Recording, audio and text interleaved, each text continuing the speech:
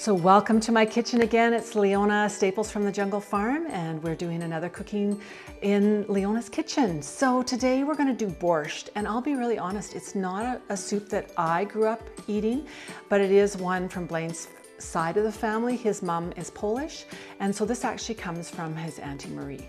So I'm really pleased that they would share that recipe with me. So let's start. She would usually take a ham bone. So this was something they always did after a ham meal. But what I did, I was fortunate to be able to have actual pork soup bones. So yesterday I put my pork soup bones into my soup pot. I covered them and then some with water, and I simmered them basically most of the afternoon. So I was a number of hours, probably 5 to 6 hours.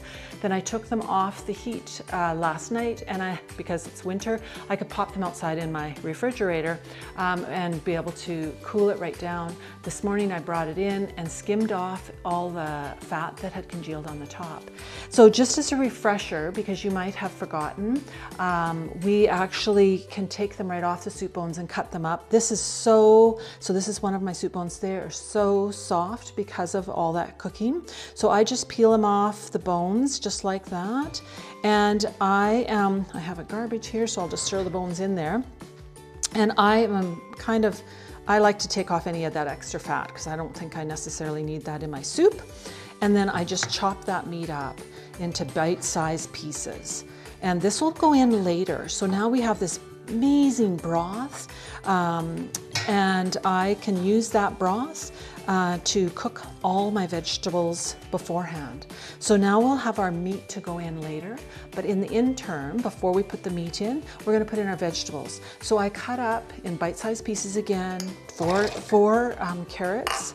I did a little more potatoes than they said because I like my potatoes, but 1 large potato was in her recipe. And then 4 beets. And you have to peel, just like you do your carrots and your potatoes, you need to peel your beets, cut them into bite-sized pieces. The great thing about beets is that's the color we're all familiar with borscht. So don't be sniggly on your beets. You want to have lots. So one of the things Blaine said to me is, do people know how to cut an onion? And I'm thinking, well, I don't know, but this is how I cut it. I hate things that are round, so I always cut in half. Then I do a bunch of slices this way, and then I cut it up into this way.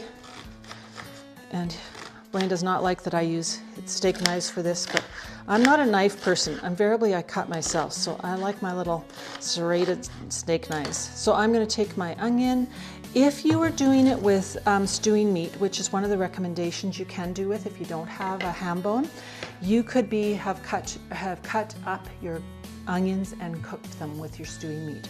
So now this is all going to go on my stove, and I'm going to turn that on, and I'm going to simmer or boil it for probably 30 to 45 minutes until those vegetables are soft to prick. So that's going to be a little bit of time. And so today this is another soup that you're not going to actually see the finished product, but we'll make sure we take a picture to go with it. So once we get that off and all those vegetables are cooked, then we add in some of those other ingredients that we know make our borscht. So one of them is the cabbage. Now, we just did sauerkraut and cut up our sauerkraut and pounded it into our barrels. And so I have lots of wonderfully cut cabbage. So it says 2 cups, but I think when you have lots of cabbage, you should use the cabbage. So I'm going to use 4 cups. The other thing that you're going to add in, when this comes off, when the vegetables are all cooked, you're going to put in your meat, you're going to put in your cabbage, and you're going to put in your fresh dill. Now don't worry if you don't have fresh dill. We're fortunate that our hydroponics has dill basically year round, so we always have fresh dill available, and I'm going to put in about ½ a cup of my fresh dill. You can also use dried dill. So a tablespoon of fresh equals a teaspoon of dry. So you can always use dry dill and find that in the grocery store.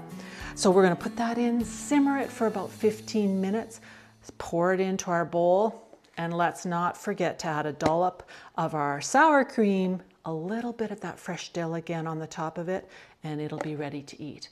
Can't wait to show you a picture of it, and it's going to be super tasty. Blaine's my soup guy, and he's been enjoying all these soup videos this winter. Thanks so much for joining me, and I'll look forward to seeing you next time.